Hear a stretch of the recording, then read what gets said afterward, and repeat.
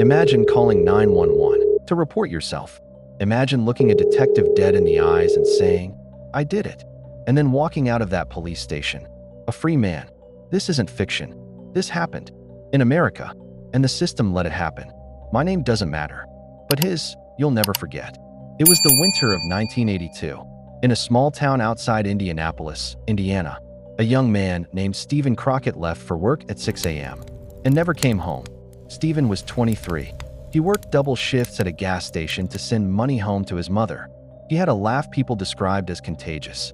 He was the kind of person who made the world a little less dark, until someone decided his light was inconvenient. His body was found 3 days later, in a drainage ditch off Route 41. He had been strangled. The detective assigned to the case was a 20-year veteran named Frank Doyle. He'd seen everything, or so he thought. The evidence was thin. No witnesses, no DNA technology, just a body, and a town full of secrets. His name was Raymond Kessler. To his neighbors, he was the quiet man on Elm Street who kept his lawn perfect and waved every morning. To his victims, he was something else entirely. Raymond was 34, a mechanic, divorced, no criminal record. On the surface, absolutely unremarkable, which is exactly how he wanted it. But his co-workers noticed things. The way he stared at people too long. The way he asked very specific questions about disappearances, about the body on Route 41. Detective Doyle got a tip 3 weeks into the investigation. An anonymous caller, a muffled voice, and a name, Raymond Kessler. Doyle brought him in for questioning. Voluntary. No handcuffs. No arrest. Raymond walked in, sat down, folded his hands, and smiled.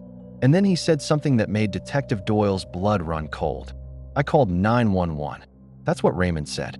3 days after it happened, I called 911 and I told them where to find him. He paused, then smiled again. That was me. He didn't just confess to knowing where the body was. He confessed to making the call.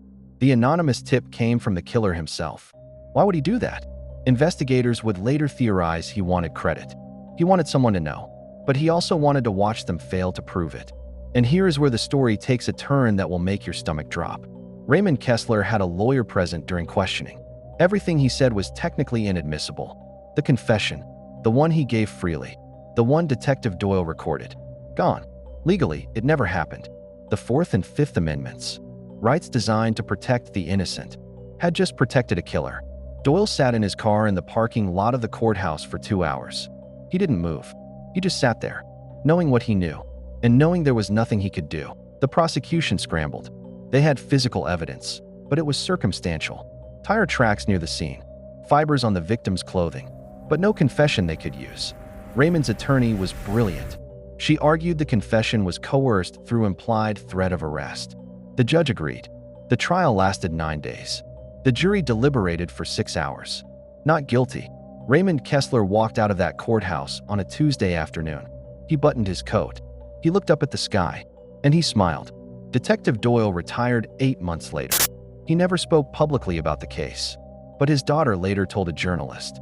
He kept a single photograph in his desk drawer until the day he died. Steven Crockett's smiling face.